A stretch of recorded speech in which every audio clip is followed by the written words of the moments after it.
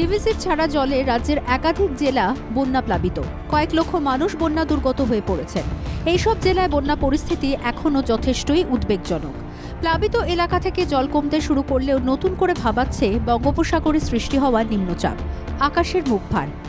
আবহাওয়া দফতরের পূর্বাভাস, আবারও দক্ষিণবঙ্গের একাধিক জেলায় টানা বৃষ্টিপাত হতে পারে। এই পরিস্থিতিতে আবারও জল বাড়ার আশঙ্কা। এরই মধ্যে বিভিন্ন বাঁধ থেকে নিয়মিত জল ছাড়া চলছে, বিশেষ করে ডিভিসি থেকে। তবে গত দুদিন ডিভিসির জল ছাড়ার পরিমাণ কিছুটা কমেছে। বুধবারও ডিভিসি, পাঞ্চেত এবং দুর্গাপুর ব্যারেজ থেকে জল ছাড়া হয়। এছাড়াও হাওড়ার উদয়নারায়ণপুরের বহু গ্রাম জলের তলায়। তবে বুধবার পরিস্থিতি কিছুটা উন্নতি হয়েছে। আমতা ২ নম্বর ব্লকের ৫টি গ্রাম পঞ্চায়েতের বহু এলাকা থেকে জল সরলেও চাষের জমি এখনও জলমগ্ন। যেসব এলাকা থেকে এখনও জল সরেনি সেখানে স্পিডবোটের মাধ্যমে খাবার এবং ত্রাণ সামগ্রী পৌঁছে দেওয়া হচ্ছে প্রশাসনের পক্ষ থেকে। জেলা এবং ব্লক স্তরে ২৪ ঘন্টার কন্ট্রোল রুম খোলা হয়েছে।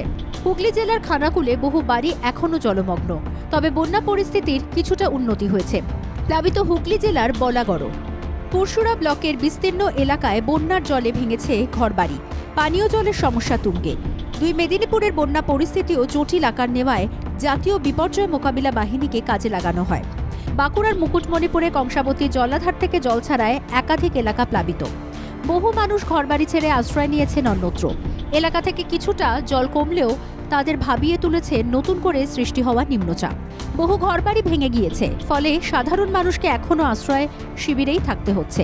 দুর্গাপুর ব্যারেজ থেকে ছাড়া জলে বড়জোড়া এবং সোনামুখী ব্লকে মানাচর এলাকায় বন্যা পরিস্থিতি এখনও উদ্বেগজনক।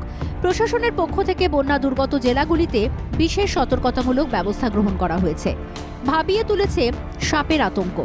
বিভিন্ন হাসপাতালে এর জন্য ২৪ ঘন্টা পরিষেবা চালু রাখা হয়েছে। রাজ্যের মুখ্যমন্ত্রী মমতা বন্দ্যোপাধ্যায়ও এই বিষয়ে সতর্ক করেছেন। একদিকে ত্রাণ সামগ্রী পৌঁছতে প্রশাসনিক কর্তারা কাঁধে কাঁধ মিলিয়ে কাজ করছেন, আর অন্যদিকে ক্ষতিগ্রস্ত মানুষদের ঘরে ফিরিয়ে দেওয়ার জন্য সব ধরনের তদারকি করা হচ্ছে। ব্যুরো রিপোর্ট, বাংলা জাগো।